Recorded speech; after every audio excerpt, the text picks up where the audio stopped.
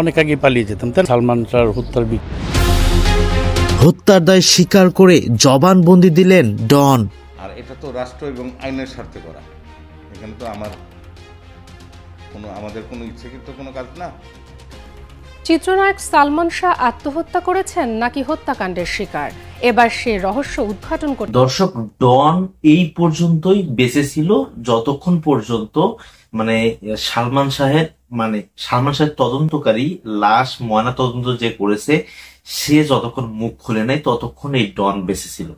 এখন মুখ খুলছে, ডন নিজে ধরা দিচ্ছে যে হ্যাঁ এই ঘটনা তিনিই ঘটিয়েছেন এবং কিভাবে পরিকল্পিতভাবে ঘটনা ঘটিয়েছেন সেটাই আমরা পুরো ভিডিওটি দেখলেই বুঝতে পারবো। তাই যদি আমরা পুরো ভিডিওটি পুরো না দেখে টেনে টেনে দেখেন তাহলে কিছুই বুঝবেন না। পুরো ভিডিওটি দেখার জন্য অবশ্যই আপনাদেরকে না টেনে দেখতে হবে পুরো ঘটনাটা জানার জন্য। চলুন আমরা সরাসরি এখন শুনতে থাকবো।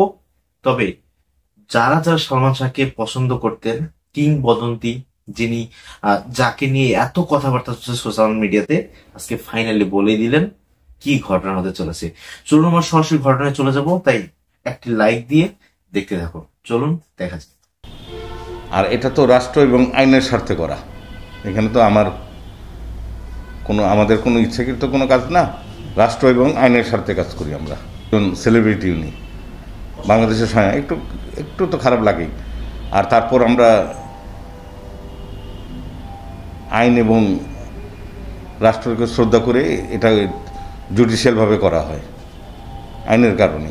মানসিকভাবে প্রেশার করার প্রশ্নই ওঠে না। এটা তো আমার একটা জব, চাকরি। এটা তো অনেকেই আপনার জানতে চাইছে যে কীভাবে মারা গেছে। এটা তো আগ্রহ থাকেই সবার। এখন আমি তো আর এই রিপোর্ট দেওয়ার মালিক না, দেওয়ার মালিক হচ্ছে ডাক্তার সাহেব, যিনি ময়নাতদন্তকারীর মেন যে ডক্টর পোস্টমর্টম করছেন উনি। এখানে আমার চাওয়া পাওয়ার কিছু নেই। যেটা সত্য তো এটা আপনারা আসেন দেখবেন এবং আইন শৃঙ্খলা বাহিনী দেখবে। এবং ডাক্তার সাহেব যা পাইছে রিপোর্টে তো দিছেই উনি। ওই দিন বন্ধের দিন ছিল আমার যা মনে হয়, অফিস বন্ধ ছিল। ওই দুপুর নাগাদ আমাদের এখানে কাজের চাপ কম ছিল। আমি আমার লোকজন নিয়ে রুম পরিষ্কার করছি, রুমটা গুছিয়ে নিলাম। শনিবার দিন অফিস খোলা, তখন আমি পরিষ্কার করে আমার বাসায় একটু ফোন দিলাম, বাসায় লক করলাম যে বাসার থেকে দুপুরে খাওয়াটা অফিসে পাঠায়ও না, আমি বাসায় এসে খাবো, কাজ নাই। তখনই আপনাদের এক মিডিয়ার এক সাংবাদিক, ওনার নামটা জানি না, খেয়াল নেই আমার, উনি এসে আমাকে বলতেছে, দাদা সালমান শাহ মারা গেছে জানেন নাকি? আমাকে না তো, কী বলেন আপনি? এমনি আমি একটু হতচকিত হয়ে গেছি আর কি। পরে বললো জানেন না? আমাকে না জানি না। আমি বললাম তাহলে ভাই আপনার কাজ করুন, ডেড বডি আসলে তো এখানে এসে পড়তো, আপনি ইমার্জেন্সি মর্গে যে একটু খোঁজ নেন। ইমার্জেন্সির কথা বললাম, হাসপাতালের কথা। উনি চলে যাওয়ার এই 10 মিনিট পারও হয়নি মনে, তারপর দেখি লোকজন একবারে এখানে আপনাদের মিডিয়ার অনেকে আসলো যে ডেড বডি ভাই আসতেছে। পরে তো যা হবার লোকরান্ন হয়ে গেল। পুলিশ আসলো ওই ময়নাতদন্ত করার জন্য যে শ্রোথাল যে কাগজপত্রগুলো, যে প্রয়োজনীয় যে ময়নাতদন্ত করতে যে কাগজপত্রগুলো লাগে ওগুলো রেডি করলো। রেডি করার পরে ডেড বডি আসার সাথে সাথে আমি আবার স্যারকে জানাই দিলাম, ফোন দিয়ে জানালাম যে স্যার এই ঘটনা। ওই সময় তো ওই যে কয়েন দিয়ে ফোন করতে হয়, ওই সময় তো মোবাইলের যুগ নেই, আমাদের হাতে মোবাইল নেই কারো। ওই স্যারকে, যে ডাক্তার ডিউটিরত ডাক্তার তেজেন স্যার, তাকে জানাইলাম। স্যার বলে যে কাগজটা রেডি হওয়ার সাথে সাথেই আমাকে একটু তুমি করো, এখন তাই লাভ নেই। স্যার বললো তা কাগজ শেষ পর্যায়ে তখনই আমি ফোন দিই। স্যার তো সাথে সাথে এসে পড়ছে, আসার পরেই সাথে সাথে। আরও পুলিশের লোকজন ছিল এখানে, আপনাদের এফডিসির অনেকে ছিল, অনেক বড় বড় অভিনেত্রী যারা সবাই আসছিলেন। ওই এখানে লোক অরণ্য, লোকজন একবার ভিড়। কাজ করতে বেগ পাইতে গেছে, কেউ জানলা খুলে দিতেছে, কেউ জানলা দিয়ে করে, পুলিশ সামলাতে পারতেছিল না। তারপর আমরা ওই দুপুরের পরপরই, আর এরকমই হবে আমার যতটুকু খেয়াল হয়, ওই পরে কাজ টাজ করে প্রায় 3 ঘন্টা লাগছে আমাদের এইগুলি করতে, শেষ করতে। ময়নাতদন্ত কার্যক্রম, সেলাই করা, গুছানো সব করে 2-2.5 ঘন্টা 3 ঘন্টার মতো হবে, এরকমই, এর থেকে কম বা বেশি হবে খেয়াল নেই। করে পুলিশের মাধ্যমে আমরা ওনাদের গার্জিয়ানের কাছে বুঝিয়ে দিচ্ছি লাশ। পুলিশ শ্রোতাল করে যেভাবে দেয় ওটা খেয়াল নেই আমার, পুলিশ শ্রোতাল করে যেভাবে দিচ্ছে ওই অবস্থায় পাইছি আমরা। গলায় যে একটু মনে হয় দাগের মতো ছিল, যতটুকু আমার মনে পড়ে। এটা তো গোপনীয় জিনিস, মনোরঞ্জন তো গোপনীয় না, ঠিক না? আর ডাক্তার সাহেব যা পাইছে উনি তো দিছেই। এখন কারো যদি কোনো ইয়ে থাকে তো তার মা যার সন্তান হারাইছে তারও তো একটা বেদনা আছে, স্বাভাবিক। এটা আমার ক্ষেত্রে হলেও হতো, ঠিক না? এখন ইয়ে করেন, দেখেন এখানে না আমার কিছু বলার নেই। এখানে এটা ডাক্তার সাহেব পোস্টমর্টম করছে, আমি ডাক্তার সাহেবের অ্যাসিস্ট্যান্ট হিসাবে কাজ করছি। আমার যতটুকু কাজ একজন সরকারি কর্মচারী হিসাবে, 14th শ্রেণীর কর্মচারী হিসাবে এবং মর্গ সহকারী হিসাবে যতটুকু করার ওইটা করছি। রিপোর্ট দেওয়ার মালিক তো আমি না, উনি যা পাইছে উনি দিছে, আমার শুধু কাজ করা। আপনি ধরেন আপনি আমার স্যার, আপনি আমাকে সাজেস্ট যে করলেন এটা করো, এটা কাটো, এটা করো, এটা করো।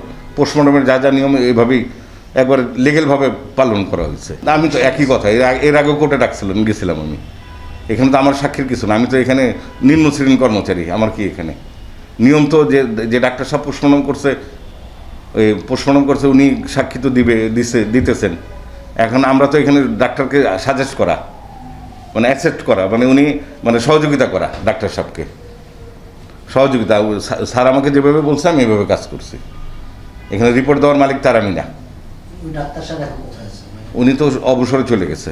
এখানে যেটা আমি মানে যেটা সত্য এটা হোক,